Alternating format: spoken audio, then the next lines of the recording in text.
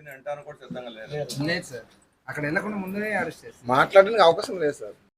వచ్చినప్పుడు మేము ఎన్ని రోజులు ఉన్నాం? అవుట్ సోర్సింగ్ అంటే గవర్నమెంట్ నేరుగా రిక్రూట్ చేసుకునే దానికన్నా బయట ఏజెన్సీల ద్వారా రిక్రూట్ చేసుకొని ఒక సంస్థ నుంచి, మీరందరూ ఒక సంస్థ కింద ఉద్యోగాలు అయితే ఆ సంస్థ నుంచి గవర్నమెంట్ అడాప్ట్ చేసుకుంటుంది.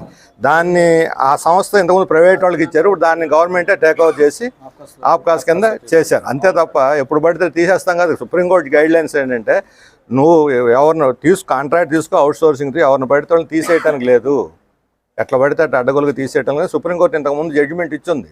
మీరు ఎడ్యుకేటెడ్, శిక్షణ పొందారు, 10 ఏళ్ళ అనుభవం ఉంది, అన్నిటికన్నా మించి అనుభవం ఉంది, పైగా 12,900 అంటే అది అసలు జీతం లెక్క కూడా వేసుకోవటానికి లేదు.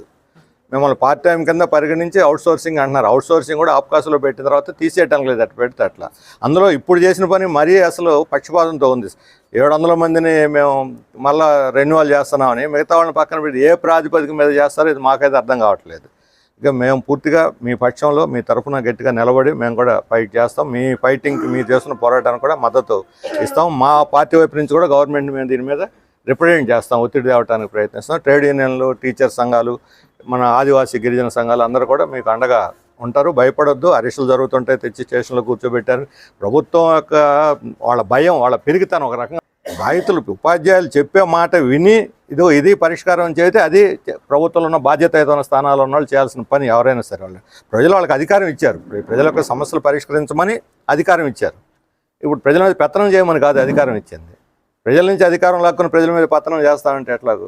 అందుకని మీ 1400 మంది అందరికి కూడా ఖచ్చితంగా ప్రతి వ్యక్తికి మళ్ళీ ఉద్యోగం ఇవ్వటం అనేది చాలా న్యాయసమ్మతమైంది. కాబట్టి మీకు మద్దతు, మిమ్మల్ని ఇక్కడ పరామర్శించి మీకు పూర్తి స్థాయిలో మా పార్టీ తరఫున మద్దతు తెలియజేయడం కోసం నేను వచ్చాను. ఇక్కడికి వెళ్ళిన తర్వాత నేను టీచర్ల సంఘాలు, మన కార్మిక సంఘాల నాయకులతో కూడా మాట్లాడి దీని కార్యాచరణ ఎలా ఉంటుందో వాళ్ళ సలహా కూడా తీసుకొని దానికి మేము అవసరమైన చర్యలు తీసుకుంటాం.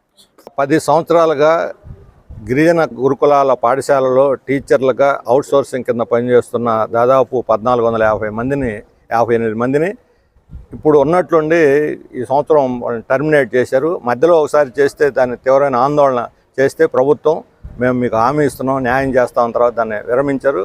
2 నెలలు అవుతున్నా వాళ్ళకి న్యాయం చేయలేదు. ఇప్పుడు 20 రోజులుగా దీక్షలు చేస్తున్నా పట్టించుకునే దిక్కు కూడా లేదు.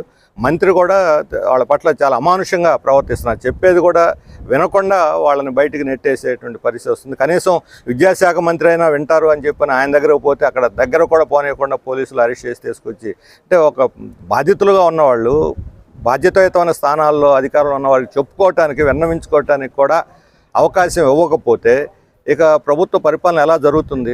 ప్రజలు ఎన్నుకుంది ప్రజల సమస్యలు పరిష్కరించమని, ప్రజల మీద పెత్తనం చేయమని కాదు.